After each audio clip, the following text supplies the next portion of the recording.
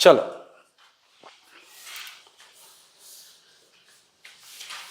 File introductory class का file इसके बाद आएगा, जहां पर अपने को कुछ चीजें जाननी होगी, जैसे भूगोल क्या है।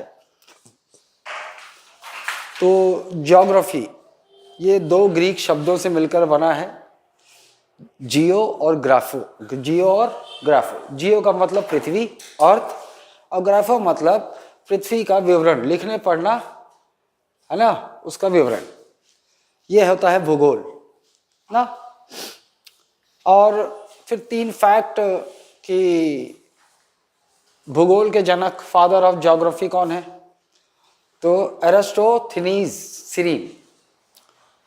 फिर आधुनिक भूगोल के जनक हमबोल्ट, आधुनिक भूगोल के जनक हमबोल्ट।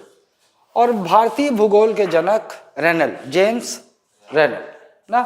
ये आएगा अगले वाले पीडीएफ में आएगा, लेकिन मैं शुरू इससे करता हूँ क्योंकि अक्षांश और देशांतर, जब अपन ज्योग्राफी शुरू कर रहे हैं तो अक्षांश और देशांतर पहले जानना है। तो ये जो ग्लोब दिख रहा है आपको, इस ग्लोब में आपको काल्पनिक रेखाएं कुछ दिखाई देती, कुछ रेखाएं ऐसे ऐसे दिखाई देती, कुछ रेखाएं ऐसे ऐसे दिखाई देती। तो जो काल्पनिक रेखाएं इस ग्लोब पर ना, पृथ्वी पर जाओगे तो सतह पर दिखेगा नहीं ये रेखा, इसीलिए इसको काल्पनिक रेखा बोलते हैं। जो क्षैतिज रूप से पश्चिम से पूरब की ओर खींची गई काल्पनिक रेखाओं को अक्षांश कहा जाता है, लैटिट्यूड, अंग्रेजी में लैटिट्यूड है ना। और या फिर समानांतर कहा जाता है, या समानांतर, पैरेलल्स, लैटिट्यूड या पैरेलल्स। इंग्लिश में क्या कहते हैं, लैटिट्यूड या पैरेलल्स। तो लैटिट्यूड या पैरेलल्स क्या होती हैं, इस ग्लोब पर क्षैतिज रूप से पश्चिम से पूरब की ओर, क्षैतिज रूप से पश्चिम से पूरब की ओर खींची गई काल्पनिक रेखाएं क्या कहलाती हैं, अक्षांश या समानांतर, अक्षांश या समानांतर। इंग्लिश में कहते हैं लैटिट्यूड और पैरेलल्स, ठीक। अच्छा, और इसी ग्लोब पर ऊर्ध्वाधर बोलते हैं इसको, ऊर्ध्वाधर, वर्टिकल। तो इसी ग्लोब पर ऊर्ध्वाधर खींची गई काल्पनिक रेखाएं कहलाती हैं देशांतर, देशांतर, इंग्लिश में लॉन्गिट्यूड्स, इंग्लिश में लॉन्गिट्यूड्स ना। तो ये हो गया अक्षांश और देशांतर। अच्छा, फिर आइए मैं उसमें बताता हूं, नक्शे में उसमें बताता हूं। ये आइए इसको देखिए, सबसे पहले अक्षांश देखते हैं। ये जो अक्षांश है ये क्षैतिज रूप से खींची गई रेखाएं हैं, पश्चिम से पूरब की ओर। पश्चिम से पूरब इसलिए बोलता है, यहां फंसा सकता है, पश्चिम से पूरब या पूरब से पश्चिम फंसा सकता है आपको। तो अक्षांश जो है, लैटिट्यूड जो है, those are imaginary lines drawn horizontally on the globe, latitudes. लेकिन चूंकि पृथ्वी पश्चिम से पूरब, आपको ये तो पता है ना कि पृथ्वी अपने अक्ष पर, एक्सिस पर घूर्णन करती है, इसको क्या कहते हैं, घूर्णन। अपने ही अक्ष पर घूमने को क्या कहते हैं, घूर्णन, इंग्लिश में रोटेशन, इंग्लिश में रोटेशन।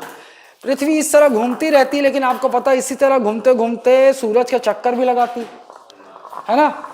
तो किस, जो उसको क्या बोलते हैं, परिक्रमा, रेवोल्यूशन, इसको क्या बोलते हैं, परिक्रमा, रेवोल्यूशन, इंग्लिश में रेवोल्यूशन, ठीक है, परिक्रमा।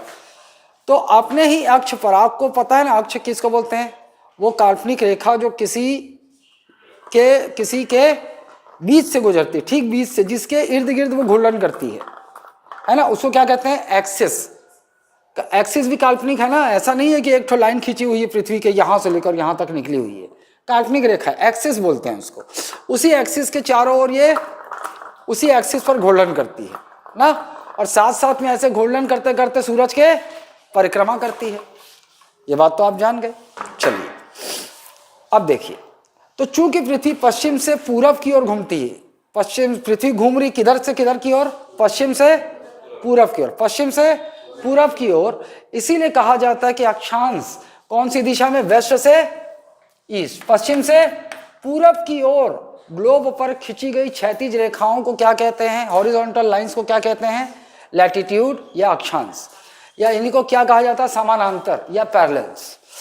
पृथ्वी पर अब एक बात जान लो कि ठीक बीच से ये जो अक्षांश है इसको नाम दिया गया इक्वेटर लाइन, और ये 0 डिग्री बनाती है। तो अक्षांश क्या होते हैं, लैटिट्यूड क्या होता है, एंगुलर डिस्टेंस होता है, कोणीय दूरी, कोणीय दूरी।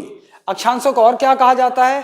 केंद्र से कोणीय दूरी। केंद्र, ये पृथ्वी दिख रही है, ये अब इसको एक चौथाई हम लोगों ने निकाल दिया, तो ये बीच में सेंटर आएगा, सेंटर आएगा। तो आप देख रहे हो ये 0 डिग्री, ये 0 डिग्री, मान लो ये ठीक बीच से खींचा गया, एक भूमध्य रेखा, हिंदी में क्या कहते हैं इसे? भूमध्य रेखा। एक दिख रहा है इसमें क्लियर? भूमध्य रेखा, या इसी को क्या कहा जाता है? विषुवत रेखा, या इसी को विषुवत रेखा, विषुवत रेखा कहते हैं, ठीक, विषुवत रेखा। ये 0 डिग्री अक्षांश कहा जाता है इसको, और इसका नाम क्या रखा गया? इक्वेटर, इंग्लिश में इक्वेटर और हिंदी में भूमध्य रेखा या विषुवत रेखा। लेकिन इसको 0 डिग्री अपन क्यों बोल रहे हैं? देख लो आप, ठीक बीच से मैंने पृथ्वी के निकाल दिया और मैंने इसको काट दिया, ये जो इक्वेटर है मान लो यहीं से काट दिया, इसको ग्लोब को काट दिया, तो 2 हिस्सों में बट गया, ये ऊपर वाला हिस्सा, नीचे वाला हिस्सा, 2 हिस्सों में बैठ गया। तो ये समझ लो कि यहीं से काटा गया है, यहीं से काटा गया है। ये 0 डिग्री है अक्षांश।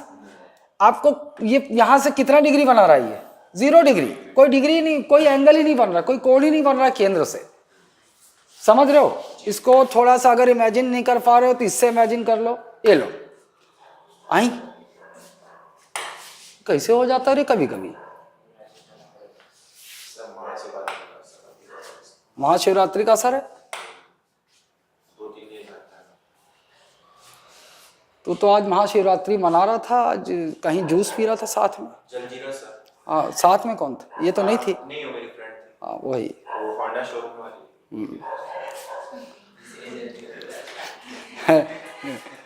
वो बाइक देख रहे थे ना। हाँ मतलब दूर की फ्रेंड है ना। हाँ, दूर की फ्रेंड। बहुत दूर की फ्रेंड है यार।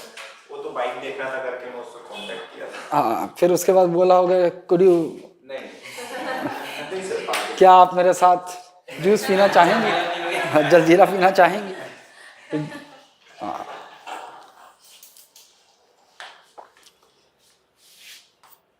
हाँ ये देखो, अब ऐसे कल्पना करो कि ये ठीक बीच से खींचा गया और वहीं से काट दिया गया। तो ये जो किनारे किनारे आपको दिख रहा है, ये है 0 डिग्री इक्वेटर लाइन, ये है 0 डिग्री इक्वेटर लाइन। अब ये केंद्र है इसका, मतलब एकदम सपाट, केंद्र से कितना एंगल बना रहा है? 0 डिग्री। कितना एंगल बना रहा है? 0 डिग्री। इसीलिए इसको क्या कहा जाता है? 0 डिग्री। लेकिन इसके बाद एक और लाइन यहां से खींची जाएगी, तो केंद्र से थोड़ा सा उठाव होगा, कितना एंगल बनाएगी ये? 1 डिग्री, 1 डिग्री एंगल।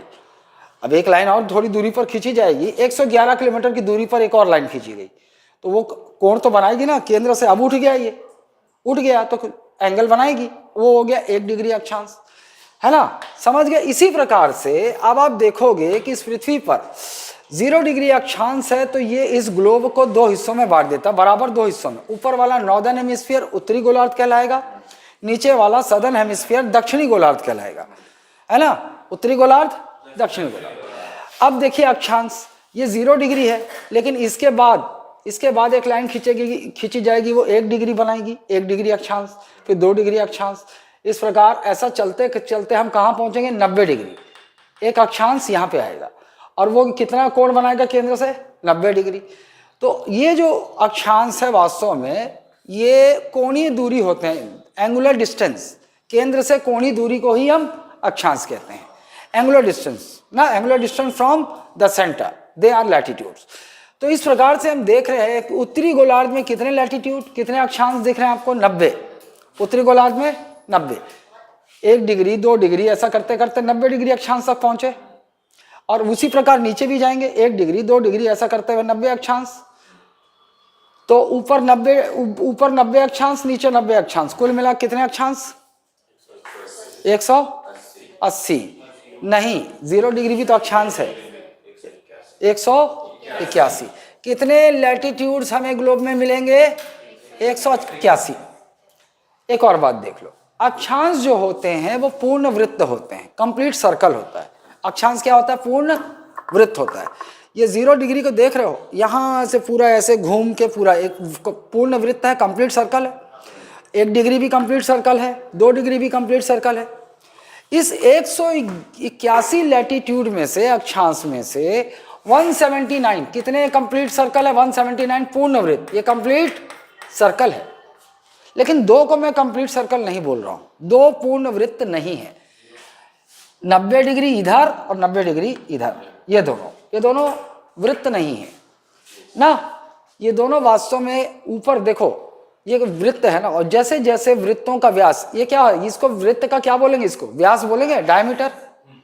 आधे को केंद्र से यहां तक को एक आर रेडियस होता है, त्रिज्या होती है, और एक त्रिज्या ये होती है, और दोनों आर को मिला दे तो क्या बन जाता है, डायमीटर बन जाता है ना, व्यास होता है एक वृत्त का व्यास। तो अब आपको एकदम देखने से ही लग रहा है कि सबसे बड़ा व्यास या सबसे बड़ा अक्षांश कौन सा है, सबसे लंबा 0 डिग्री। भूमध्य रेखा सबसे लंबा है, सबसे लंबा होगा।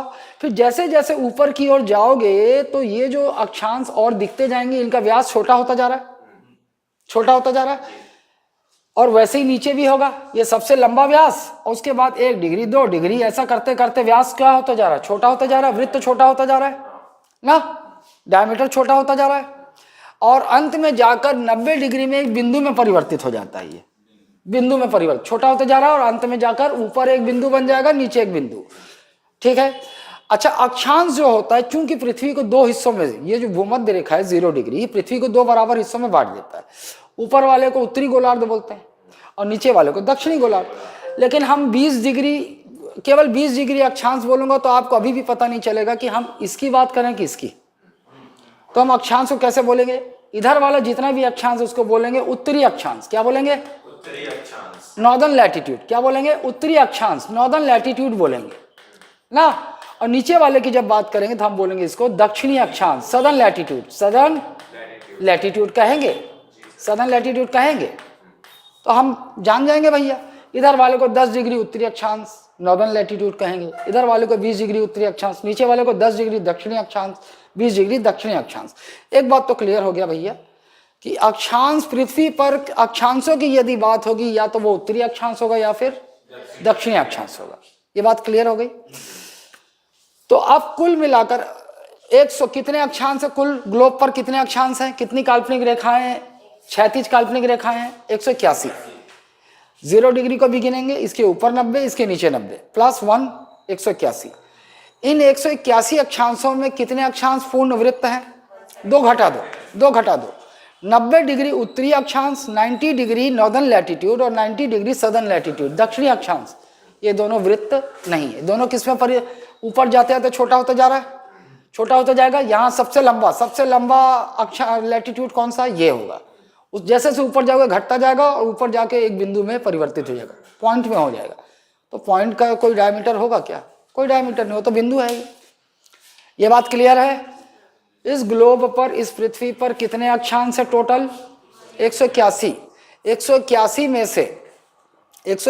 में से कितने पूर्ण वृत्त हैं, 179। 2 घटा दो, 179, और 2 क्या है, 2 डॉट है, 2 बिंदु हैं, 90 डिग्री उत्तरी अक्षांश और 90 डिग्री।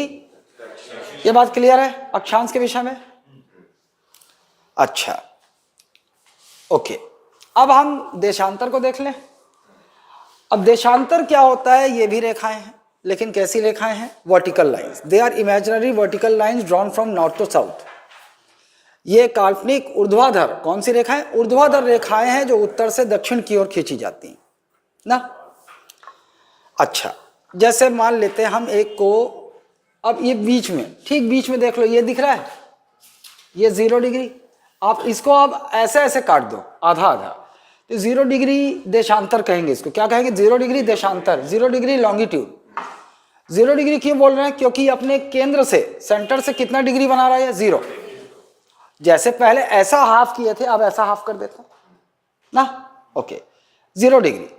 लेकिन एक रेखा और ऐसे खींची जाएगी, 1 डिग्री देशांतर, 2 डिग्री देशांतर, ऐसा खींचेंगे, 3 डिग्री देशांतर, ऐसा खींचेंगे। अच्छा, चलो ऐसे खींचते हुए चलते हैं। ये मान लेते हैं हम इसको 0 डिग्री है, 0 डिग्री देशांतर है। फिर 1 डिग्री, 2 डिग्री, 3 डिग्री, 4 डिग्री, ऐसा करते करते यहाँ 90 डिग्री होगा, ये 90 डिग्री देशांतर होगा। फिर ऐसे घुमाते जाओ, 91, 92, 93, ठीक इसके पीछे वाला कितना होगा, 180 डिग्री होगा। फिर आगे बढ़ते जाओ, 181, 182, ऐसा करते करते यहाँ पहुँचोगे 240 होगा, 270 होगा। बढ़ते जाओ, 71, 72, 273, 74, 75, 359 होगा, 359 के बाद 360 जीरो होगा।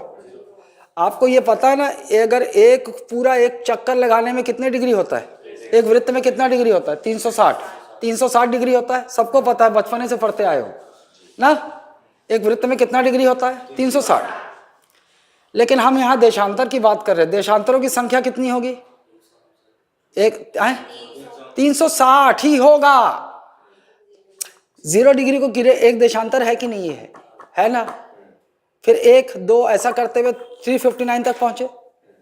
360 अगर हो गया, 360 अगर गिनूंगा तो 0 को भी गिनना, 361 हो जाएगा, 361 देशांतर हो जाएगा ना, 359 ही होगा। उसके बाद 0 को तो एक गिनेंगे ना, तो कुल मिलाकर कितने देशांतर है, अबे 360 देशांतर ही होगा। कितने एक ग्लोब पर कितने लॉन्गिट्यूड होंगे, 360। समझ में आया कि नहीं आया भाई, 0 डिग्री को भी तो एक गिनोगे, और अगर 360 पूरा कर दोगे तो 361 हो जाएगा, वो तो 0 डिग्री को +1 हो जाएगा, वो नहीं करना अपने को। 359 एंगल तो पूरा 360 है, क्योंकि 391 से 0 के बीच में एक डिग्री होगा, तो कितना है देशांतर ग्लोब में पूरा 360। यहाँ एक प्लस मत कर देना, यहाँ एक प्लस इसलिए कर रहे थे कि 0 डिग्री एक पूर्ण वृत्त है, एक इंडिपेंडेंट अक्षांश है, इसके ऊपर 90 इसके ऊपर 90, लेकिन यहाँ पर 0 डिग्री पूर्ण वृत्त नहीं है। एक बात याद रखिए, देशांतर पूर्ण वृत्त नहीं होते। क्यों देशांतर पूर्ण वृत्त नहीं होते, हर एक अक्षांश 2 बार काटता है। अगर एक पूरा वृत्त में खींचूं, एक इसको पूरा एक खींच दूं ऐसा, फिर दूसरा 1 डिग्री आएगा, उसको काट देगा यहाँ पर, फिर यहाँ पर एक बार और काट देगा, इंटरसेक्ट करेगा ना, तो पूर्ण वृत्त बन पा रहा है क्या, नहीं बन पा रहा है। तो देशांतर क्या होते हैं, अर्धवृत्त होते हैं कि पूर्ण वृत्त, सेमी सर्कल होता है। Longitudes are semi circle, longitudes are semi circle. वो पूर्ण वृत्त तो हो ही नहीं सकता, क्योंकि 2 बार वो एक दूसरे को काट देते हैं, तो आधा आधा। ये 0 डिग्री एक देशांतर 1 हो गया, फिर 1 डिग्री देशांतर 2 हो गया, 3 डिग्री। अच्छा, अब गणना कैसे होगी, 0 डिग्री ये है तो इसके बाद भी 1 2 गिन सकता था मैं, लेकिन गिना इधर से गिना। क्यों गिना इधर से, क्योंकि पृथ्वी पश्चिम से पूरब की ओर घूमती है ना, पश्चिम से पूरब की ओर घूमती है, इसलिए इसके इधर से 0 डिग्री शुरू होगा, और इधर 359, और उसके बाद 0 डिग्री आ जाएगा। बात क्लियर है। 0 डिग्री देशांतर को नाम रखा गया मेरिडियन, प्राइम मेरिडियन कहते हैं इसको। और ग्रीनविच मेरिडियन क्यों कहते हैं आप आगे जानोगे, लेकिन प्राइम मेरिडियन बोलते हैं, प्रधान याम्योत्तर। अच्छा, लॉन्गिट्यूड को ही, देशांतर को ही याम्योत्तर भी बोलते हैं। क्या बोलते हैं, याम्योत्तर रेखाएं, या तो देशांतर बोलते हैं या तो याम्योत्तर रेखाएं। वो नोट्स में आपके सब लिखा हुआ है, क्लियर ना, ये बात क्लियर हो गया। अक्षांश और देशांतर क्लियर है कि नहीं। अच्छा, अब बात करते हैं,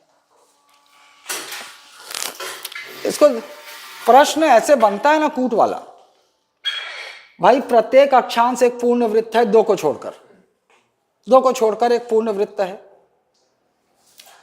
इन पूर्ण वृत्तों का व्यास सबसे अधिक कहाँ होगा, इक्वेटर का सबसे अधिक व्यास होगा, सबसे अधिक ना। क्यों सबसे अधिक व्यास है इक्वेटर का ही, सेंटर में है, आपको पता है एक वृत्त में सबसे बीच में ही सबसे बड़ा व्यास होगा, है ना। अच्छा, उत्तर की ओर जाएंगे, भूमध्य रेखा से उत्तर की ओर जाएंगे, तो जो अक्षांश है उसकी लंबाई छोटी होती जाएगी कि बढ़ती जाएगी, तो व्यास भी बढ़ता जाएगा, व्यास भी छोटा होता जाएगा। वैसे ही दक्षिण की ओर जाएंगे भूमध्य रेखा से तो घटता जाएगा। बात क्लियर है। अब भाई आपको पता है गुरुत्वाकर्षण बल, इस पृथ्वी में गुरुत्वाकर्षण बल है, बचपने से सुनते आ रहे हो, कहाँ है, सेंटर में। इधर से कोचकोगे एकदम सेंटर में पहुंचोगे वहां है, इधर से कोचको सेंटर में पहुंचोगे वहां है, सेंटर में गुरुत्वाकर्षण बल है ना। अच्छा, और आपको ये अच्छी तरह से पता है कि पृथ्वी गति कर रही है किधर से किधर, पश्चिम से पूरब की ओर, वेस्ट टू ईस्ट डायरेक्शन में घूम रही है। कोई भी चीज जब गति में होगी, जब चक्राकार गति में होगी, गोल अक्ष में, गोल ऑर्बिट में घूमती है, तो आपको पता है दो बल आप पढ़ते हो, सेंट्रीफ्यूगल और सेंट्रीपेटल फोर्स सुना है कभी? सुने हो? अपकेंद्रीय, अभिकेंद्रीय बल, अपकेंद्रीय और अभिकेंद्रीय बल नहीं सुने हो? हैं? अच्छा चलो कोई बात नहीं, कोई बात नहीं। मैं एक रस्सी लिया, पथरा बांध दिया और मैं एकदम ऐसे ऐसे घूमने लगा एक ही जगह पे ना, तो मैं एक चक्राकार उसमें गति कर रहा हूं। दो बल काम करता है ऐसे ऐसे वक्त पे, जब आप चक्राकार पाथ में मोशन करोगे तो दो, तो फिजिक्स वाला ना,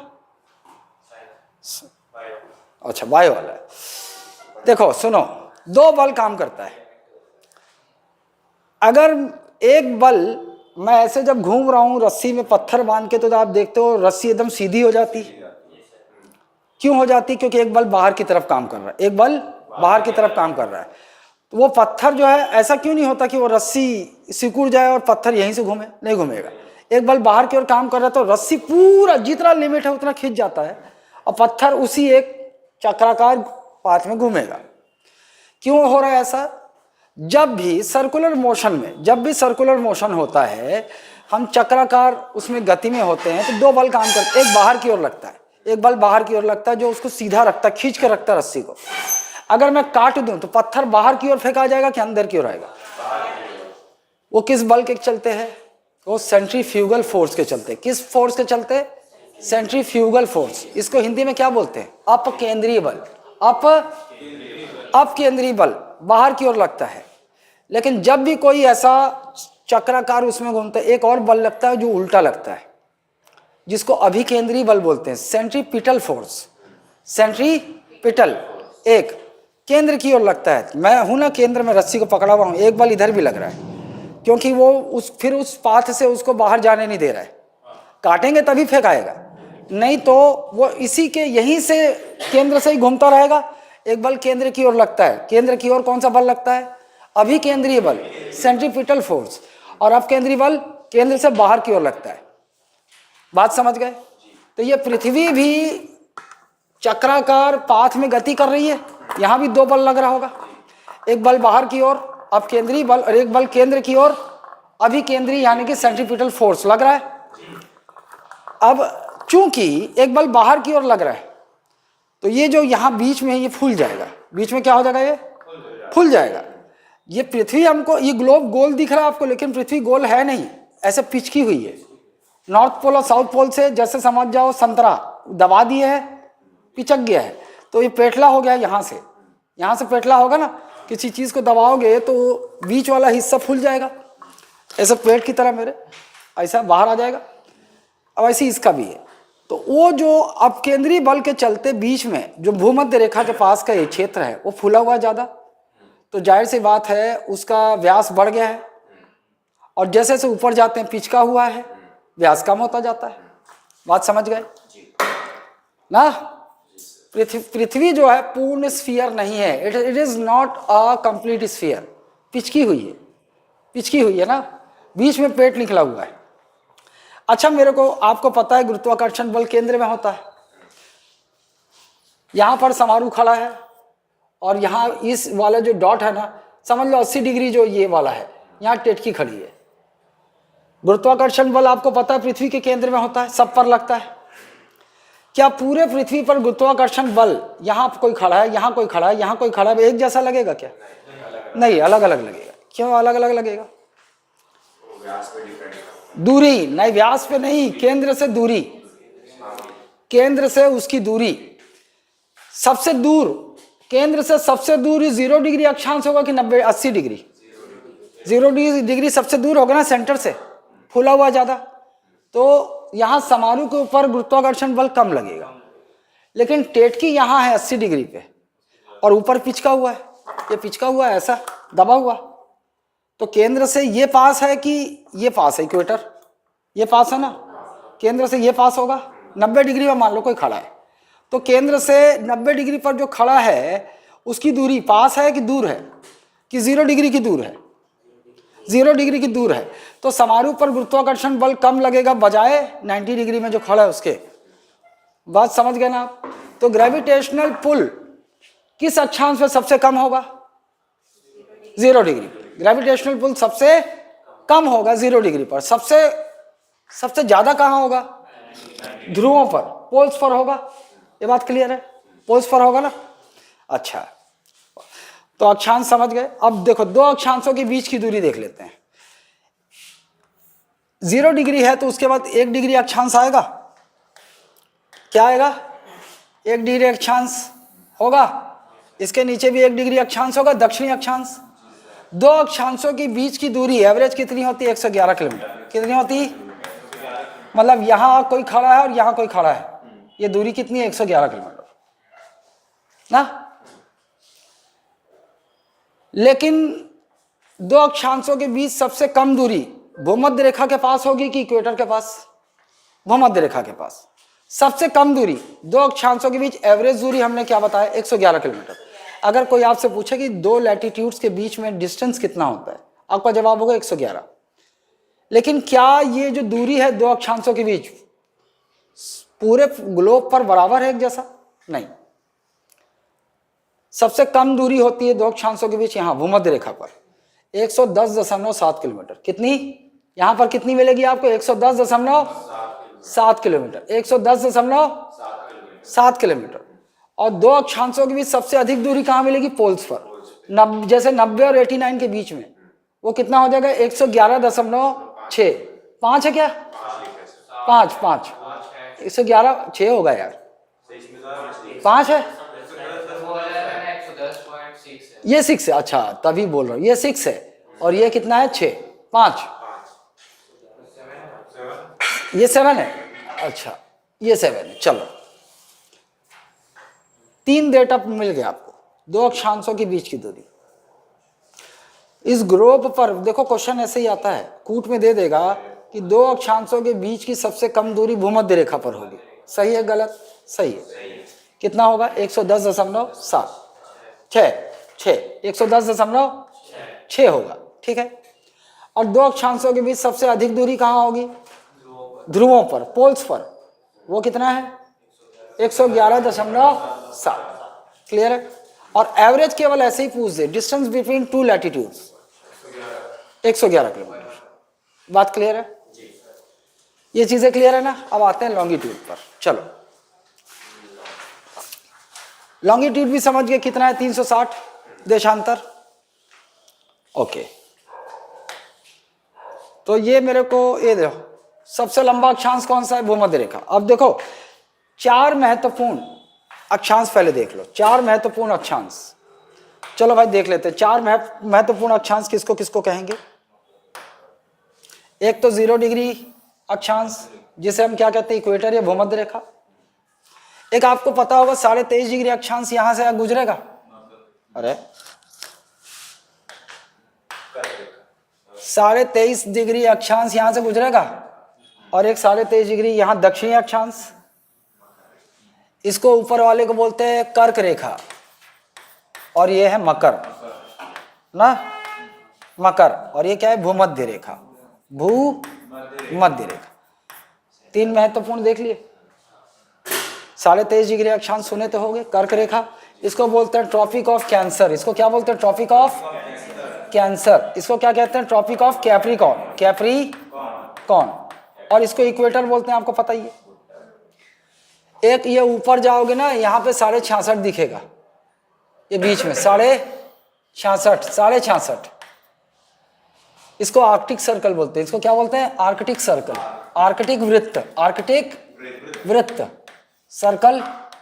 और इसको अंटार्कटिक, यहां पर भी आएगा एक, इसको क्या बोलते हैं? 66.5 डिग्री अंटार्कटिक, अंटार्कटिक वृत्त, अंटार्कटिक सर्कल। क्लियर है? 1 2 3 4 5 इंपॉर्टेंट लैटिट्यूड्स, 5 इंपॉर्टेंट लैटिट्यूड्स। भूमध्य रेखा 0 डिग्री, फिर 23 डिग्री, 23.5 डिग्री। अच्छा, 23.5 डिग्री को ऐसा लिख सकते हैं अपन? ऐसा लिख सकते हैं 23.5 डिग्री को? नहीं। अबे कैसे लिख सकते हैं? रुक जाना। ऐसा भी लिख सकते हैं और 66.5 को ऐसा भी लिख सकते हैं। मिनट आधा डिग्री होता है वो डेस्क। हाँ मिनट, उसको 60 डिग्री 5 मिनट पढ़ते हैं, 5 मिनट। ऐसा लिखते हैं, ऐसा लिख सकते हैं, जान लो ना, ऐसा लिख सकते हैं। इसको भी 23.5 डिग्री 5 मिनट, लेकिन इसको दक्षिणी अक्षांश सदर्न लैटिट्यूड बोलेंगे, इसको नॉर्दर्न लैटिट्यूड। वैसे ये हो गया ना। ओके चलो भाई, भूमध्य रेखा के बारे में जानकारी। चलो भैया, सबसे लंबा अक्षांश क्वेश्चन का भूमध्य रेखा, 0 इक्वेटर सबसे लंबा है, सबसे लॉन्गेस्ट लैटिट्यूड है। अच्छा तुम्हारा इंग्लिश में दी वो नोट्स, तू लेट आ जाता है तब तक वो निकल जाती।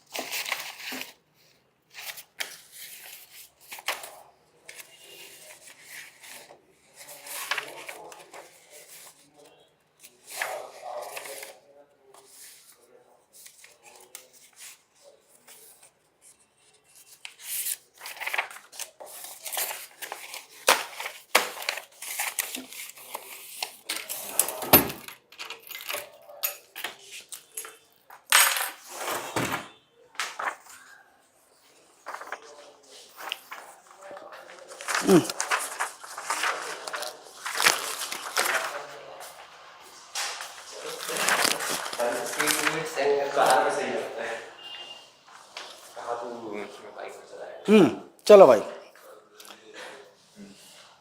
लटके झटके का भी कितना लंबा होता है? सबसे लंबा 40,070 किलोमीटर लंबा होता है पूरा। देखो 0 डिग्री ना 40,070। और यही पृथ्वी की क्या है परिधि, सरकमफ्रेंस।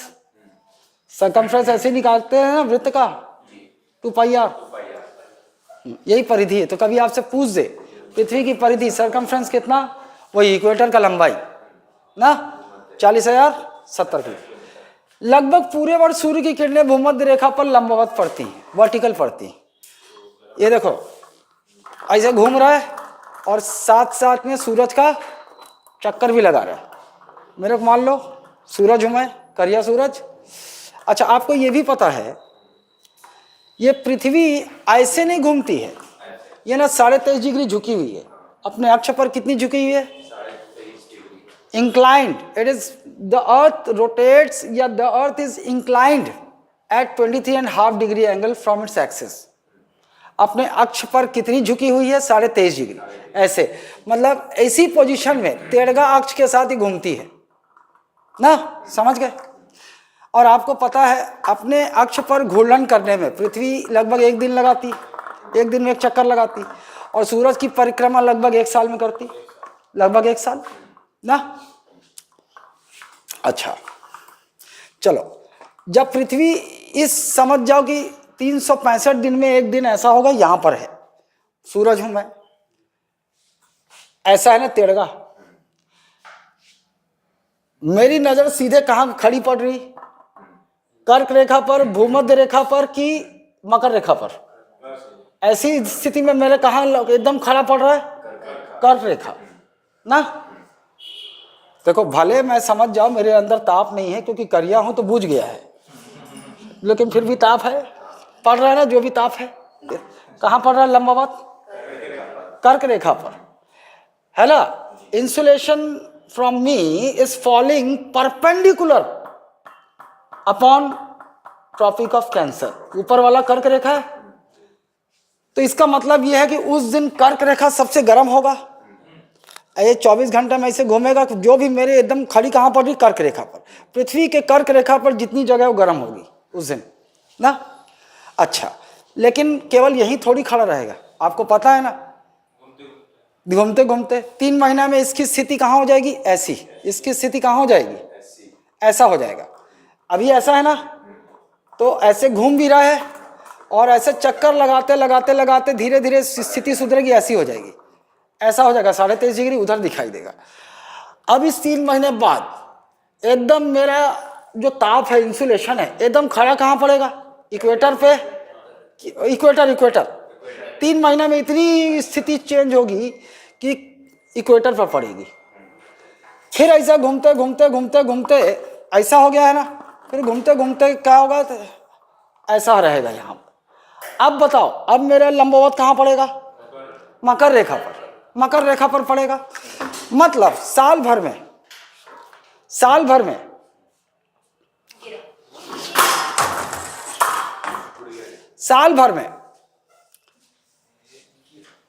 यहां पर देखो, ये लो भाई, एक कोई दिन होगा साल भर में सूरज की रोशनी एकदम खड़ी कहां पड़ेगी? यहां पड़ेगी।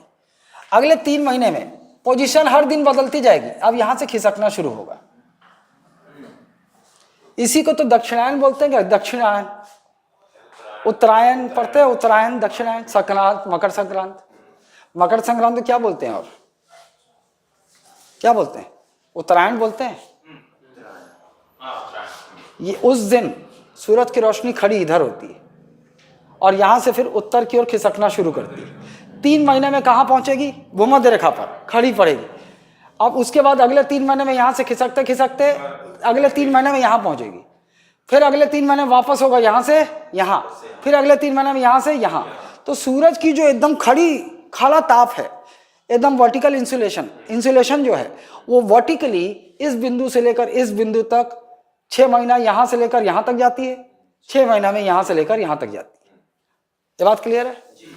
इस पूरी स्थिति में देखो, सूरज की ताप जहां खड़ी पड़ती है ना, ताप वाकई में सबसे गर्म होता है वो।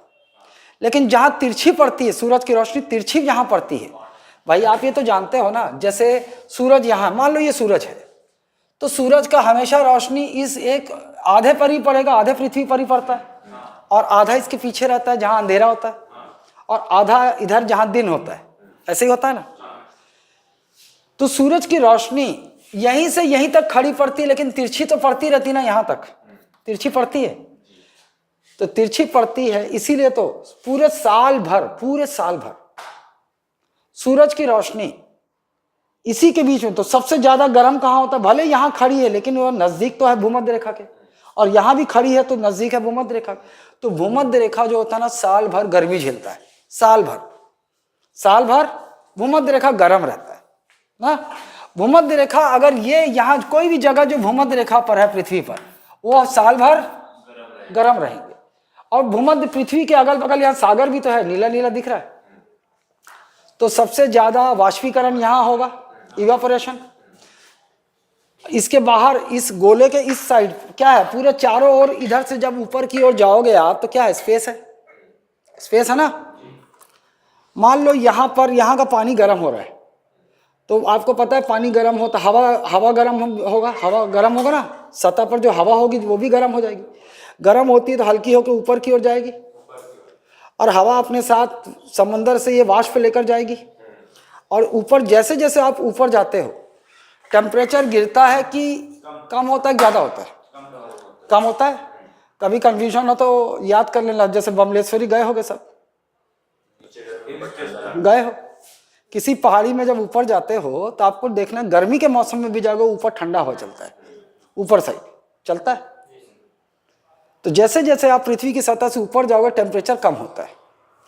इसका मतलब जो हवा गर्म होके ऊपर गई थी, ऊपर जाके टेम्परेचर कम होता है तो ठंडी हो जाएगी। साथ में हवा ठंडी हुई तो साथ में वाष्प भी है, और वाष्प ठंडा होगा तो क्या बनता है? वो बादल बनेगा, जिसको कंडेंसेशन बोलते हैं। कंडेंसेशन, ऊपर जाके कंडेंसेशन की प्रक्रिया होगी, वो वाष्प हवा जो ऊपर जाकर ठंडी हो गई, बादल बन जाएगा। बादल बन गए तो बरसेगा भी। आपको पता है सबसे ज्यादा गर्म, पूरे साल भर ये गर्म रहता है, साल भर। ये तो भैया किसी एक दिन गर्म रहता है, फिर धीरे धीरे खिसकना शुरू हो जाता है। 3 महीने में यहाँ खिसक के आ जाता है, ये उस दिन सबसे ज्यादा गर्म रहेगा। लेकिन फिर यहाँ से खिसकते खिसकते 3 महीने में यहाँ जाएगा। सूरज की जो वर्टिकल है ना, बदलता रहता है। लेकिन साल भर भले ही यहाँ पर हो तो भी हल्का से तिरछा रहेगा, लेकिन हल्का ही तिरछा रहेगा ना, फिर भी ये ताप इसको मिलता है पर्याप्त। तो गर्म रहेगा साल भर। कौन सा क्षेत्र गर्म रहेगा? भूमध्य रेखा पर क्षेत्र। बादल ऊपर उठेगा, दिन में इतना गर्मी पड़ेगा कि बादल और शाम तक बरस जाएगा। बहुत सबसे ज्यादा वर्षा कहाँ होती है पूरे पृथ्वी पर? यही होता है। सबसे ज्यादा गर्म है तो सबसे ज्यादा वाष्पीकरण होगा, सबसे ज्यादा इवेपोरेशन होगा तो सबसे ज्यादा कंडेंस होकर ऊपर बादल बनेंगे और शाम को 4-5 बजे तक घनघनाट गिर जाता है। यहाँ पर ना आपको ठंडी मिलेगा, यहाँ आप समझो कि यहाँ दिन भर में आप केवल गर्मी और बरसात देखते हो। दिन में एकदम गर्म और शाम होते होते धड़धड़ा के पानी ना।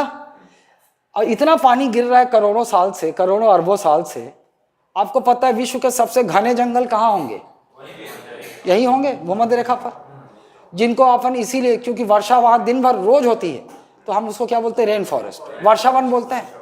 तो सबसे घने वर्षावन आपको इस पूरे पृथ्वी पर किन अक्षांशों पर मिलेंगे? और आपको पता है यहाँ पर ब्राजील है, यहाँ पर कहीं ब्राजील और वहाँ अमेज़न फॉरेस्ट है। वो एकदम देखोगे ना, पहाड़ और घास भी लंबे लंबे, साला वो पेड़ भी एकदम लंबे लंबे घने घने। और जहाँ इतना पानी गिरता है ना, वहाँ पर चाहे आप वनस्पति वेजिटेशन की बात करो, चाहे आप इंसेक्ट की बात करो, चाहे आप एनिमल की बात करो, सबसे ज़्यादा प्रजातियाँ वहीं मिलती हैं। सबसे ज़्यादा प्रजातियाँ वहीं मिलेंगी आपको, इक्वेटर पे ही मिलेंगी सबसे ज़्यादा प्रजातियाँ। चाहे कीड़ों की हो, चाहे पक्षियों की हो, चाहे सांप बिच्छू, चाहे पेड़ों की हो, सब मिलेगा ना। अमेज़न फॉरेस्ट में अपन जाएंगे ना, जैसे हम लोग जैसे नौसिखिए लोग, हम लोग 2 दिन में मर जाएंगे, खत्म हो जाएंगे, खत्म ही हो जाएंगे। अपने को पता ही नहीं, पता चला एक तो चांटी आई, हिलते ढुलते डांस करते करते अपने ऐसे डंक मारी, वो वन उतने में वो खत्म हो गए, है ना। एनाकोंडा वो सब बात की बात है भाई, पहले तो छोटे छोटे से बच ले, पहले इतने छोटे छोटे इंसेक्ट और कीड़ों से ही बच ले। मधुमक्खी पता चला आई, छोटी सी दिख रही, आई काटी, पटपटा के अपन ऐसे चल दिए। यहाँ की मधुमक्खी अपनी कैसी होती है? काटेगी आके टिड्डा हड्डा काट लेगा, मान लो कुछ नहीं हड्डा पीला वाला, या मधुमक्खी काट लेगा, क्या होगा? ततैया ज्यादा चूना रगड़ेंगे, खैनी या कोई खा रहा होगा रगड़ के दे भाई खैनी रगड़, 2 दिन तक ठीक हो जाएगा। वहां पता चला वो काटा 2 दिन, क्या 2 मिनट में पटपटा के झाग मार के चल दिए, है ना। वो बेयर ग्रिल्स जाता है तो वो मत सोचो अकेले जाता है, वो पूरी टीम जाती है उसके साथ। वो दिखाता है कि वो अकेला है लेकिन पूरी टीम जाती है उसके पास, है ना। और वो जो खाता है, सांप वाप खाता है, वो सब दिखाने के लिए खाता है, इसीलिए पैसा मिलता है उसको, करोड़ों अरबों रुपया मिलता है भाई एक एपिसोड के लिए, इसीलिए मिलता है उसको। अब तो बंद हो गया क्या? बहुत चलता था ना बेयर, बूढ़ा हो गया। अभी सांप बिच्छू खाएगा तो उल्टी हो जाएगा, पचेगा नहीं। ये समझ गए आप? चलो अब भूमध्य रेखा के कुछ तथ्य देख लो भैया, अब मुझे बताना कहाँ समझ में नहीं है। सूरज के उच्च इंसुलेशन मिलता है, इसीलिए वार्षिक और दैनिक तापमान का अंतर कम होता है। सबसे कम कहाँ होगा? भूमध्य रेखा। टेम्परेचर डिफरेंस, दैनिक तापांतर समझ लो, टेम्परेचर डिफरेंस। भाई आप दिन में बहुत गर्म रहेगा और रात में भी बहुत ठंडा नहीं होगा, गर्म ही रहेगा। उमस मारता है, दिन मान लो एकदम गर्म है, एकदम पृथ्वी गर्म है वहां की, और पानी गिर जाता है, क्या होता है? ह्यूमिडिटी आता है, उमस आता है। तो यहाँ पर दिन में मान लो 50 डिग्री है तो रात में भी 40 डिग्री, इससे ज्यादा नीचे नहीं गिरता। ये भूमध्य रेखा की स्थिति है। लेकिन उससे ऊपर जाओ, जैसे मान लो चले जाओ अपन अपने इंडिया में ही आ जाते हैं, राजस्थान। राजस्थान में दिन में आप जानते हो ना, जैसे मई जून में जैसलमेर में 50 डिग्री पहुंच जाता है, लेकिन रात में उतने 20 डिग्री हो जाता है, 20 डिग्री पहुंच जाता है। रेत जितना गर्म होता है उतनी जल्दी ठंडी हो जाता है, ठंडा हो जाता है। रात में ठंडा लगेगा, कंबल ओढ़ के सोओगे, सुबह जो रहेगा वो भी निकाल फेंकोगे। 50 डिग्री, 10 डिग्री, 20 डिग्री, टेम्परेचर अंतर कितना हुआ? 30 डिग्री का। जबकि भूमध्य रेखा पर टेम्परेचर बहुत कम गिरेगा रात में भी। और एक वर्ष की भी बात करो तो टेम्परेचर डिफरेंस सबसे कम वही होगा, और एक दिन की भी बात करो तो टेम्परेचर तापांतर सबसे कम कहाँ होगा? भूमध्य रेखा। बात क्लियर है ना। अब जैसे जैसे ऊपर की ओर जाओगे तापांतर बढ़ता जाएगा कि कम होता जाएगा?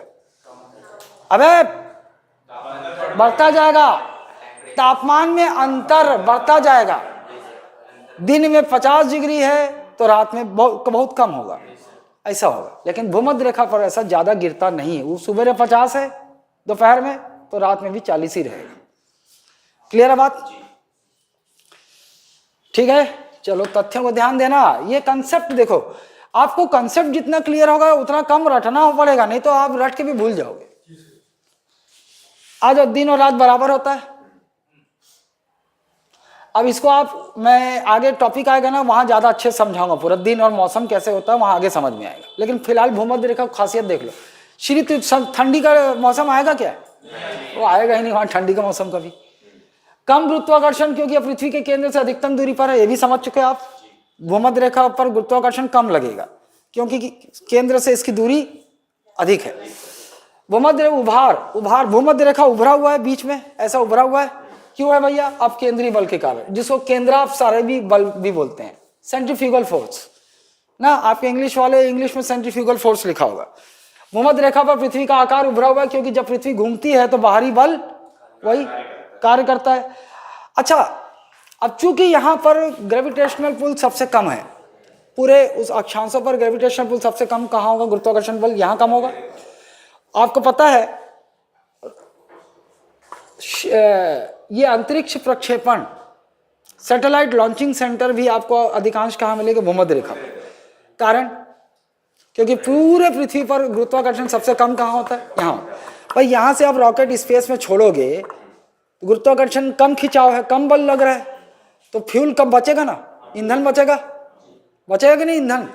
और गुरुत्वाकर्षण बल यहाँ ज्यादा है, और यहाँ से उड़ाएंगे तो क्योंकि यहाँ पर ग्रेविटेशनल पुल ज्यादा है, फ्यूल ज्यादा लगेगा, है ना, माइलेज कम हो जाएगा। वही तो है, माइलेज तो है नहीं ना।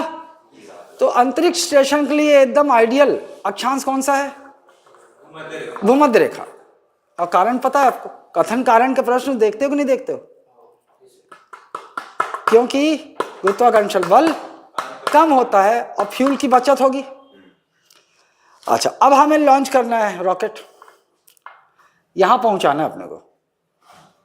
तो अपन रॉकेट को इधर लॉन्च करें, वेस्ट की ओर कि ईस्ट की ओर? ईस्ट की ओर लॉन्च करें। क्यों? क्योंकि पृथ्वी घूम रही है ऐसे घूमेगी तो जोर ज्यादा मिलेगा ना इसको। पश्चिम से पूरब की ओर, तो पूरब की ओर दिशा में लॉन्च करेंगे अपन। बात क्लियर है? वही है। चलो भैया, ये तो पढ़ चुके हो आप, समझ चुके हो ना, वही लिखा हुआ सब।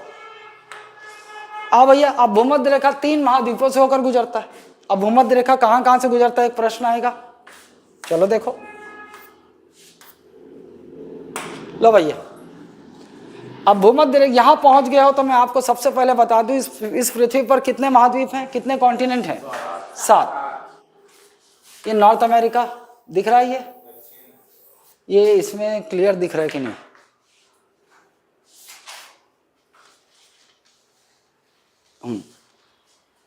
ये उत्तर अमेरिका, नॉर्थ अमेरिका, ये दक्षिण अमेरिका, 2 हो गया। ये अफ्रीका है, ये देखो, ये अफ्रीका है, ये इधर मत ले लेना ना, ये अफ्रीका है, 3 हो गया। यहां पर यूराल पर्वत है, यहां से लेकर ये कितना हो गया? ये यूरोप हो गया। ये क्या हो गया? यूरोप। इधर से ये पूरा ये देखो, ये पूरा एशिया। सबसे बड़ा महाद्वीप बचपने से पढ़ते आए हो ना, कौन सा है? एशिया है। ये तो एक ठन ऑस्ट्रेलिया दिखा थे, कितना हो गया? कितने महाद्वीप हो गए? 6। ये है अंटार्कटिका, ये जो दिख रहा है पूरा बर्फ, ये पूरा, ये 7वां महाद्वीप अंटार्कटिका। 7 महाद्वीप हो गए अंटार्कटिका ना।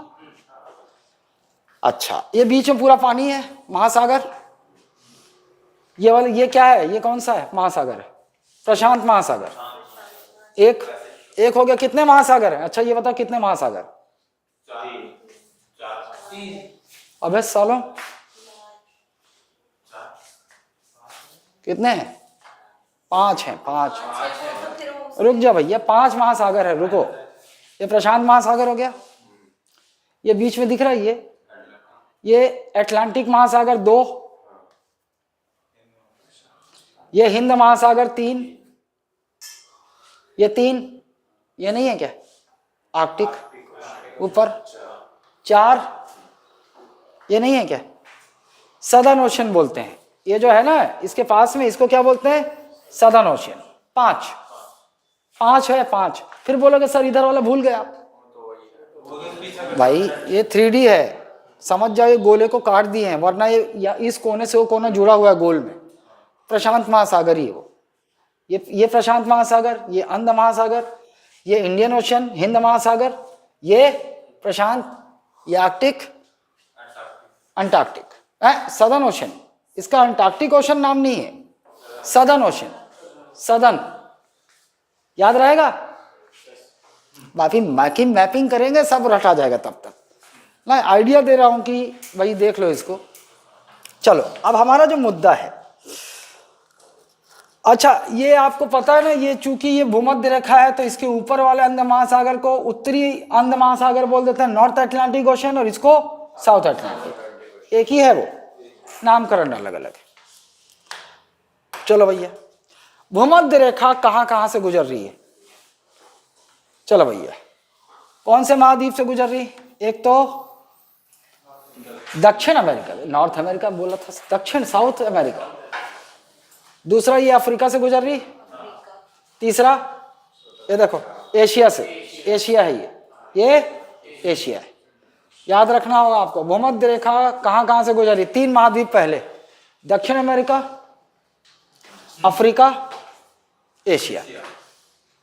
अब आपसे एक दिशा भी याद रखो, पश्चिम से वेस्ट से हमेशा मैं ईस्ट की ओर चलूंगा। सबसे पहले है साउथ अमेरिका, देखो प्रशांत महासागर, ये तो याद ही रहेगा। प्रशांत महासागर से घुसा कहां? साउथ अमेरिका महाद्वीप में घुसा।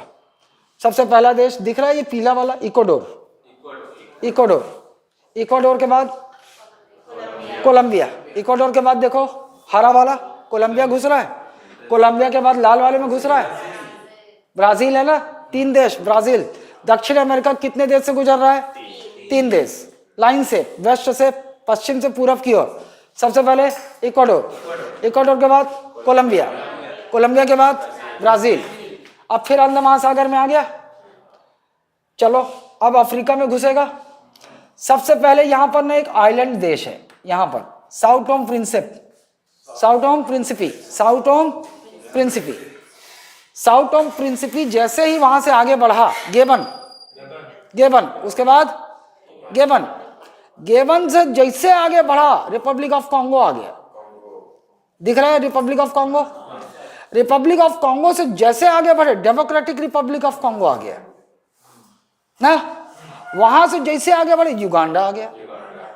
युगांडा से जैसे आगे बढ़ा साला कीनिया आ गया, और कीनिया से जैसे आगे बढ़ा सोमालिया आ गया। अफ्रीका के ये देश क्रम में पश्चिम से पूरब की ओर भूमध्य रेखा पर पड़ने वाले देश। सबसे पहले साओ टोम प्रिंसिपी के बाद गैबन के बाद रिपब्लिक ऑफ कॉन्गो के बाद डेमोक्रेटिक रिपब्लिक ऑफ कॉन्गो, उसके बाद युगांडा, उसके बाद कीनिया, उसके बाद सोमालिया। अब ये हिंद महासागर में चला गया। ये देखो यहां पर आगे जैसे बढ़ोगे, यहां पर सबसे पहले ये दिख रहा है मालदीव, ये पड़ेगा, मालदीव पड़ेगा। मालदीव द्वीपों का समूह है ना, एक आइलैंड पड़ेगा मालदीव। कौन सा पड़ेगा? एशिया में पहुंच गए। अब हम कहां पहुंच गए? एशिया में। मालदीव एशिया में, मालदीव आएगा पहले। आगे बढ़ा, ये पीला वाला दिख रहा है पूरा Indonesia group of islands, Indonesia का द्वीपों का समूह है ना, इंडोनेशिया पहुंचा। आगे और पहुंचे यहाँ पर एक किरिबाती, यहाँ पर किरिबाती, ये देखो दिख रहा है ये द्वीपों का समूह किरिबाती। एशिया में 3 देश, लाइन से, पहले मालदीव, उसके बाद इंडोनेशिया, उसके बाद किरिबाती। ये आपको याद रखना पड़ेगा ना। पर भ्रंश देखो, अगर आप पूछोगे सर कि सर इससे प्रश्न इक्वेटर पे दिशा में कौन से देश पड़े हैं, तो ये कम देखने को मिलता है, लेकिन लटके झटके आ गया तो पीएससी में तो एक आध क्वेश्चन चलो नहीं बना पाए, गलत कर दो, बच जाओगे। व्यापम में नहीं बचते ना। व्यापम में एक क्वेश्चन मतलब 2 नंबर गया, और 2 नंबर गया मतलब आप हजारों हर रैंक पीछे चले गए ना। तो भूमध्य रेखा भाई 3 महाद्वीपों से गुजरता है। सबसे पहले नीचे दक्षिण अमेरिका, अफ्रीका, एशिया। दक्षिण पश्चिम से पूरब की ओर दक्षिण अमेरिका पहला देश इक्वाडोर, दूसरा कोलंबिया, तीसरा ब्राजील। फिर पहुंचेंगे अपन अफ्रीका में, अफ्रीकी महाद्वीप में पहला Sao Tomé Principe, Sao Tomé Principe, फिर गैबन, फिर रिपब्लिक ऑफ कॉन्गो, फिर डेमोक्रेटिक रिपब्लिक ऑफ कॉन्गो, फिर युगांडा, फिर कीनिया, फिर सोमालिया। अब हिंद महासागर में चला गया। अब आएगा एशिया, पहला देश पड़ेगा जो मालदीव्स, मालदीव्स। आगे बढ़े इंडोनेशिया, आगे बढ़े किरिबाती। इक्वेटर पूरा हो गया। अच्छा, इसी बीच में अब देखो ये इक्वेटर है, ये क्या है आपका ट्रॉपिक ऑफ कैप्रिकॉर्न, मकर रेखा, ये मकर रेखा, और ये कर्क रेखा। कोई ऐसा महाद्वीप दिख रहा है आपको जहां से तीनों रेखा गुजर रही? देखो कोई ऐसा महाद्वीप, महाद्वीप बोल रहा हूं, हाँ, अफ्रीका इकलौता महाद्वीप है जिससे तीनों रेखाएं गुजरती हैं, कर्क रेखा, भूमध्य रेखा, मकर रेखा, और कोई नहीं है। और इसी में आपको एक देश दिख रहा होगा जहां से दो रेखा गुजर रही, भूमध्य रेखा और मकर रेखा। देखो कहीं से गुजर रही, देश, देश बोल रहा हूं, अब देश बोल रहा हूं, ब्राजील दिख रहा है, ये देखो दिख रहा है, ए सॉरी, मकर रेखा और भूमध्य रेखा। ऐसे तथ्य, ये सब मैपिंग करना है ना, ऐसे प्रश्न बनता है ज्योग्राफी में। ओके, चलो भैया, अब अपन कहाँ आते हैं? कर्क रेखा के बारे में देख ले, कहाँ घिस,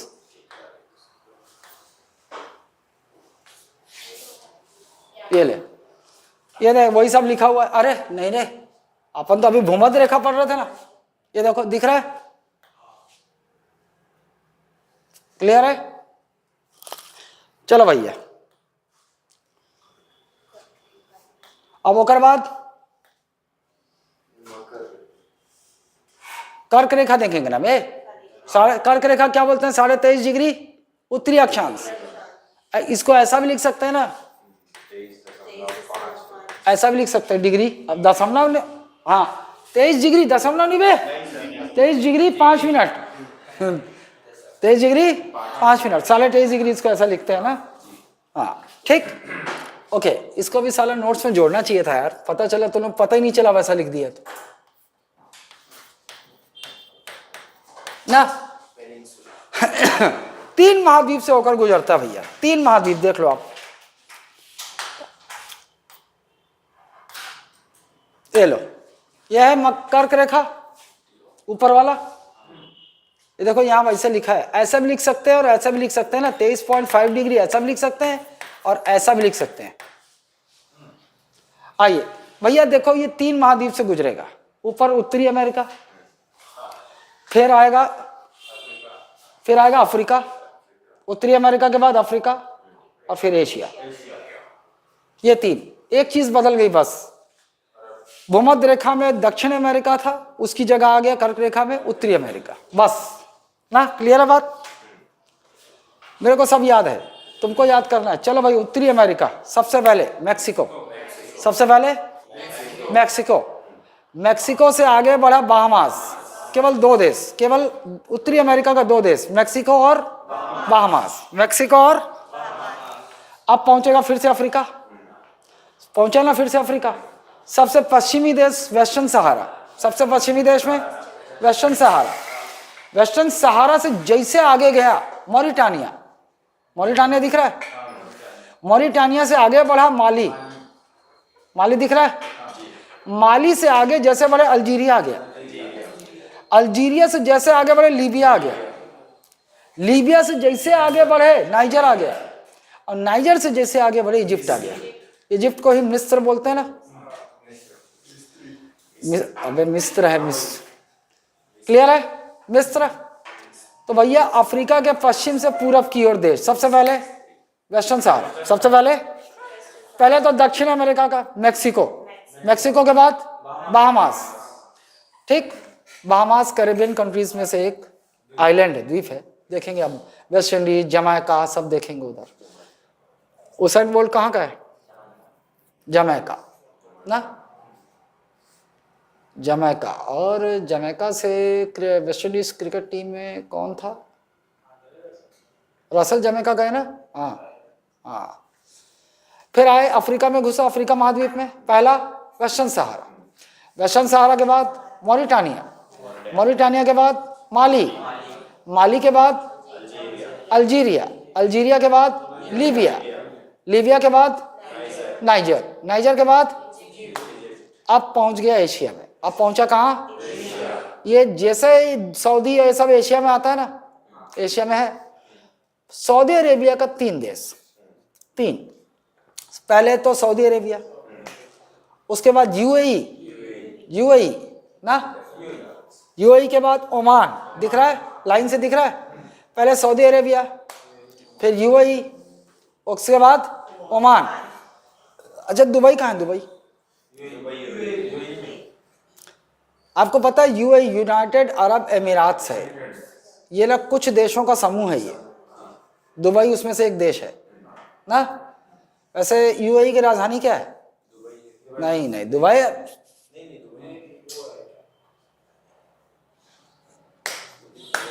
यूएई। अरे साला मैं पूछने से पहले जवान में था। हो जाता है, आखिर मैं भी तो। Dubai, Abu Dhabi, Abu Dhabi, Abu Dhabi, UAE का राजधानी अबू धाबी है ना। अबू धाबी भी एक देश है और दुबई भी एक देश है ना। हाँ, बुर्ज खलीफा कहाँ है? बुर्ज खलीफा अबू धाबी, और दुबई तो अपन जानते हैं ना, क्या मस्त देश। अपन गए तो नहीं है लेकिन सुने ही इतना है।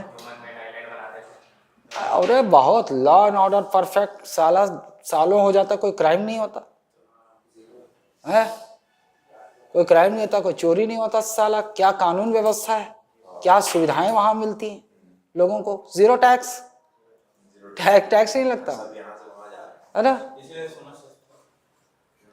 सब कुछ। सोचो उस देश में पेट्रोलियम के अलावा कुछ भी नहीं, सब खरीदता है दुबई, इसके बावजूद इतना संपन्न है। क्यों है जानते हो? वहाँ पर उसके कानून वास्तव में सख्त हैं और वहाँ वैसे इम्प्लीमेंट होता है। हमारे यहाँ चोर जो बैठते हैं कानून बनाने वाले ना, ये पार्लियामेंट में वैसे नहीं होते वो लोग। चीन में देख लो साला, जरा कोई भ्रष्टाचार करते पाया गया, चाहे किसी भी पद पे हो, गोली मार देते हैं। ऐसा भारत में नहीं हो सकता, क्योंकि ये कानून बनाएंगे नहीं, क्योंकि खुद ही चोर है सब साल। हाँ, उसके बाद पहुंचा कहाँ? एशिया पहुंच गया है। अब देखो सबसे पहले सऊदी अरेबिया, सऊदी अरेबिया के बाद यूएई, यूएई के बाद ओमान, अब ये फिर पहुंच गया अंध महासागर में। और जैसे ही क्रॉस किया ये पहुंचा कहाँ? इंडिया, इंडिया पहुंचा, इंडिया पहुंचा। इंडिया से क्रॉस आगे बढ़ते हुए बांग्लादेश पहुंचेगा, बांग्लादेश से जैसे आगे बढ़ा म्यांमार पहुंचेगा, म्यांमार से आगे पहुंचा, लाल वाला चीन दिख रहा, चीन में पहुंच गया, और चीन को क्रॉस करके जैसे आगे बढ़ा ताइवान। बस यही है कर्क रेखा। कर्क रेखा पश्चिम से पूरब की ओर। सबसे पहले महाद्वीप, कितने महाद्वीप? 3, उत्तरी अमेरिका, अफ्रीका, एशिया। उत्तरी अमेरिका के 2 देश पश्चिम से पूरब की ओर, पहले मैक्सिको, फिर बहामास, फिर पहुंचा कहाँ? अफ्रीका। अफ्रीका का पहला वेस्टर्न सहारा, वेस्टर्न सहारा से आगे बढ़े मॉरिटानिया, मॉरिटानिया से आगे बढ़े माली, माली से आगे बढ़े अल्जीरिया, अल्जीरिया से आगे बढ़े लीबिया, लीबिया से आगे बढ़े नाइजर, नाइजर से आगे बढ़े इजिप्ट। देखो नक्शे में ही याद होगा, ज्योग्राफी का सबसे बढ़िया तरीका एक नक्शे में करो, सब नक्शा में बनवाऊंगा सारे नक्शे, है ना, और नक्शे में ही आपको याद होगा, रटना कंसेप्ट और नक्शा। आप जितना सुंदर नक्शा मतलब मैपिंग करोगे उतना बढ़िया ज्योग्राफी याद होगा। आगे बढ़े, अब एशिया में पहुंचेगा।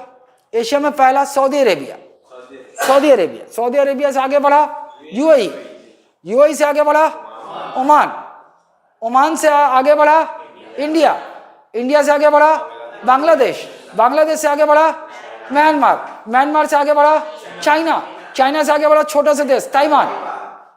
बात क्लियर? कभी कभी जल निकाय भी पूछ देता है। कभी लटके टब बनाना होगा ना, बोलेगा भैया निम्न में से कौन से जल निकाय से गुजरता है, पश्चिम से इधर की ओर। जल निकाय आप सब पढ़ोगे, मैं आपको स्ट्रेट यानी कि संधियां पढ़ाऊंगा।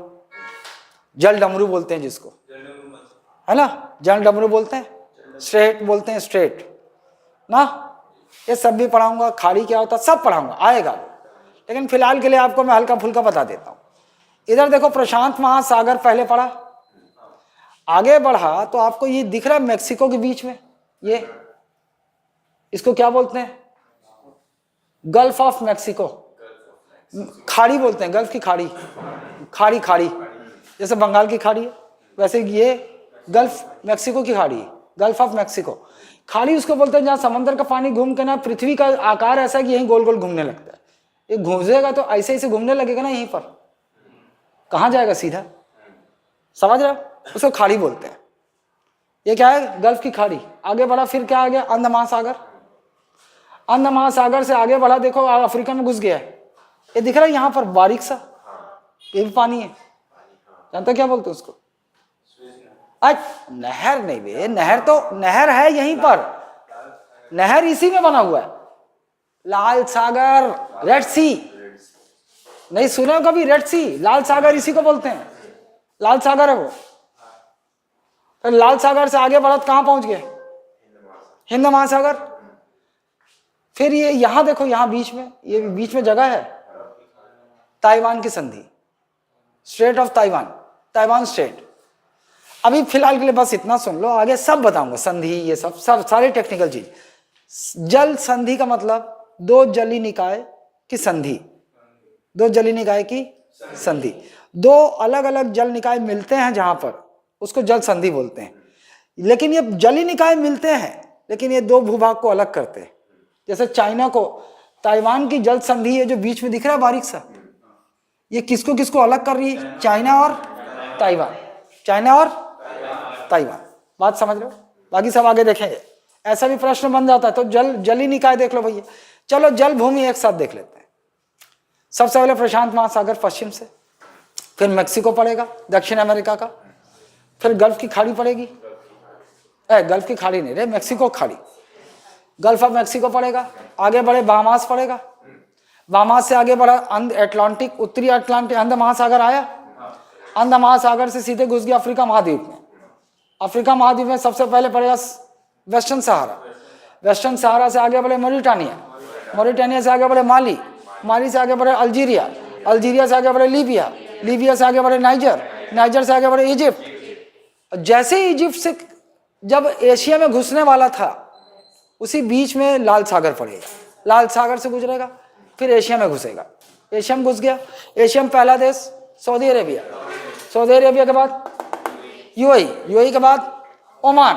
अब ओमान को जैसे क्रॉस करेगा इंडियन ओशियन में आ जाएगा हिंद महासागर, और हिंद महासागर से फिर कहाँ इंटर करेगा, भारत, भारत से फिर बांग्लादेश कहाँ गया, बांग्लादेश, बांग्लादेश से फिर म्यांमार, म्यांमार से फिर, और चाइना से जैसे ही आगे बढ़ेगा कौन से जल संधि मिल जाएगा, ताइवान स्ट्रेट, ताइवान जल संधि मिल जाएगा, और वहां से आगे बढ़ा तो ताइवान, खत्म हो गया ना, यही तो है। ओकर बाद ओला देख लें, मकर रेखा ला, इधर नीचे दिख रहा है, ये मकर है, 23.5 डिग्री सदर्न लैटिट्यूड, दक्षिणी अक्षांश, प्रशांत महासागर। फिर घुसेगा कहाँ, दक्षिण अमेरिका, दक्षिण अमेरिका दिख रहा है मिर्ची जैसा, उसका नाम ही वही है, चिली, है ना। सबसे पहले दक्षिण अमेरिका कौन सा देश, चिली, चिली के बाद पराग्वे, चिली के बाद पराग्वे, पराग्वे के बाद अर्जेंटीना, अर्जेंटीना के बाद फिर से ब्राजील आ गया, ब्राजील आ गया। दक्षिण अमेरिका के 4 देश पश्चिम से पूरब की ओर, वेस्ट टू ईस्ट। सबसे पहले चिली, चिली के बाद पराग्वे, चिली के बाद पराग्वे, पराग्वे के बाद अर्जेंटीना, अर्जेंटीना के बाद अरे सॉरी, चिली के बाद अर्जेंटीना, चिली के बाद अर्जेंटीना, अर्जेंटीना के बाद पराग्वे, पराग्वे के बाद ब्राजील, फिर अंध महासागर में चला गया दक्षिणी, फिर घुसा अफ्रीका में, अफ्रीका में घुसा। सबसे पहले आपको नमीबिया दिख रहा है, नमीबिया, दक्षिण अफ्रीका का देश है, दक्षिण अफ्रीका का महाद्वीप का, नमीबिया। नमीबिया से जैसे आगे बढ़ा बोत्सवाना आ गया। बोत्सवाना दिख रहा है? बोत्सवाना से जैसे आगे बढ़ा दक्षिण अफ्रीका आ गया। क्विंटन डिकॉक, दक्षिण अफ्रीका। दक्षिण अफ्रीका से जैसे आगे बढ़े आपको मोजाम्बिक दिख रहा है, मोजाम्बिक दिख रहा है।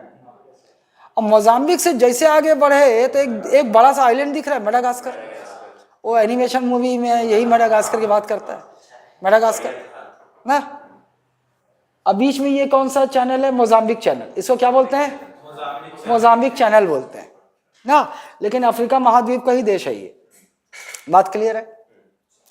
चलो भैया, दक्षिण अमेरिका का मकर रेखा सबसे पहले चिली, चिली के बाद अर्जेंटीना, अर्जेंटीना के बाद पराग्वे, पराग्वे के बाद ब्राजील हो गया, फिर अंध महासागर में चला गया, फिर अफ्रीका में फिर से घुसेगा। पहले नामीबिया, नामीबिया के बाद बोत्सवाना, बोत्सवाना के बाद साउथ अफ्रीका, साउथ अफ्रीका के बाद मोजाम्बिक, मोजाम्बिक के बाद मेडागास्कर, फिर इंडियन ओशन में आ गया।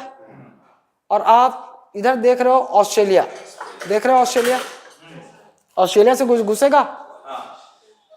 लेकिन ऑस्ट्रेलिया से घुसने के बाद यहां पर आगे चलेगा ना, इसमें लिखा नहीं है, लेकिन आपको नोट्स में है ये ना, लगभग यहां पर फ्रेंच पॉलिनेशिया। कौन सा? French Polynesia. ये जो पॉलिनेशिया है ना, ये 100 द्वीपों का समूह है, लगभग 100 द्वीप हैं। लेकिन फ्रेंच क्यों है? क्योंकि उस पर अधिकार किसका? फ्रांस का, फ्रांस का, इसीलिए फ्रेंच पॉलिनेशिया। आपके नोट्स में है, इसमें नहीं दिया है, आपके नोट्स में है फ्रेंच पॉलिनेशिया। तो ऑस्ट्रेलिया महाद्वीप में दो ठो दिखेगा, दो। एक ऑस्ट्रेलिया खुद, ऑस्ट्रेलिया महाद्वीप भी है, देश भी है ना, बता रहा हूं, सबसे छोटा महाद्वीप भी है और देश भी है एक, ऑस्ट्रेलिया, और फिर फ्रेंच पॉलिनेशिया। क्लियर है? नोट्स में एकदम जमा हुआ है वैसे ही ना। मेरे को अपने नोट्स बहुत शानदार लगते हैं, मैं बता रहा हूं, क्योंकि मैं लिखता हूं नोट्स को, एक तो नोट्स किताब की तरह नहीं बनाता, किताब बनाता हूं नोट्स की तरह, और नोट्स भी वैसा जैसा आपके दिमाग में होना चाहिए ना, उस ऑर्डर में वैसा। ठीक हो गया? ऊपर वाला जो 66.5 डिग्री बताया था, क्या बोलते हैं? आर्कटिक सर्कल बोलते हैं, आर्कटिक वृत्त। चलो उसको भी देख लो। आर्कटिक वृत्त तो बड़ा आसान है, उत्तरी अमेरिका पहले। आर्कटिक वृत्त कहां से दिखे थे? उत्तरी अमेरिका, फिर उसके बाद ये पूरा उत्तरी अमेरिका, फिर यूरोप में घुसेगा। यूरोप पता है ना, अभी बताया ना, यूरोप, ये यूरोप है, और ये पूरा एशिया है, एशिया ये पूरा। तो 3 महाद्वीप से गुजर रहा है Arctic circle, north America, Europe, Asia, Asia. Clear है बात? चलो आओ भैया, ये दिख रहा है ये लाइन, इससे इधर ये अलास्का है। क्या है ये? अलास्का, सबसे पहले अलास्का, फिर उसके बाद ये इतना बड़ा दिख रहा है ये, इसके ऊपर ये कनाडा है, ये कनाडा, कनाडा, कनाडा ना, कनाडा है। ये दिख रहा है बड़ा सा ग्रीनलैंड, ग्रीनलैंड, ग्रीनलैंड कौन सा महाद्वीप में आएगा? उत्तरी अमेरिका। बस साला साउथ बोल रहा है, उत्तरी अमेरिका महाद्वीप में आएगा, नॉर्थ अमेरिका कॉन्टिनेंट में आएगा। लेकिन आपको बता दूं, इस पर अधिकार डेनमार्क का है। किसका है? स्वामित्व किसका है? डेनमार्क, डेनमार्क के कब्जे। डेनमार्क यूरोप का एक देश है ना, है? हाँ, वहां रह नहीं सकते भैया, पूरा बहुत ठंडा है, बर्फ ही बर्फ। लेकिन अभी ट्रम्प, आपको पता है ना, इसी के पीछे पड़ा है, कब्जा करना चाहिए। वेनेजुएला के बाद अब किसकी बारी?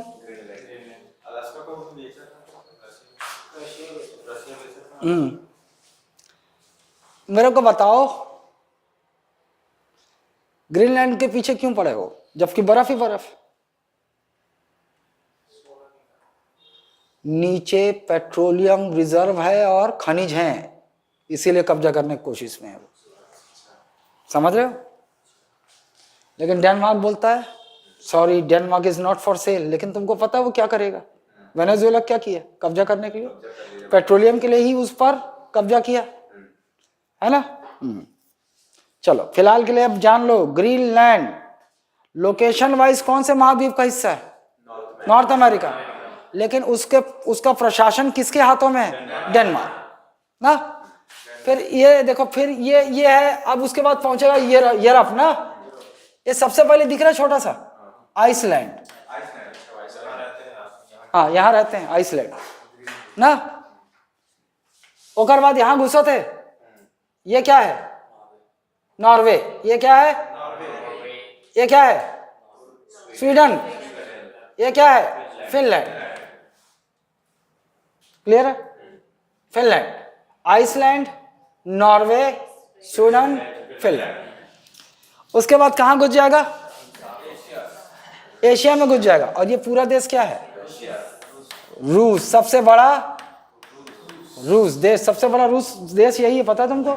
सबसे बड़ा देश रशिया, देख लो कितना बड़ा है।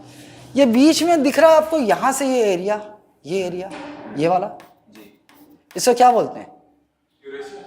हाँ, इसको बोलते हैं यूरेशिया। मतलब ये हिस्सा यूरोप में भी माना जाता है, यूरोप महाद्वीप में, और ये हिस्सा एशिया में भी माना जाता है, कॉमन। और तुमको पता है आर्य भारत में कहां से आए? यही से आए हैं। सिंधु घाटी सभ्यता, मतलब हमारे पूर्वजों को मारा खदेड़ा, कब्जा कर लिया, फिर धीरे से आकर यहाँ गंगा यमुना दोआब में बस गए, और यही आर्य है। मतलब ब्राह्मण, क्षत्रिय, राजपूत और वैश्य। हाँ, एक वीडियो बनाऊंगा पूरा षड्यंत्र खोलते हुए ना। अभी बहुत चल रहा है ना, बहुत ड्रामा चल रहा है। ये सब तिवारी लड़कियां, ब्राह्मण लड़कियां यूसीसी के विरोध में जाकर ड्रामा करते हुए घुस जा रही हैं। जो प्रोटेस्ट चल रहा है उसके पक्ष में प्रोटेस्ट, वहां घुस के कैसे ड्रामा कर रही, क्यों कर रही हैं, इसके पीछे की चाल सब बताऊंगा उस वीडियो में।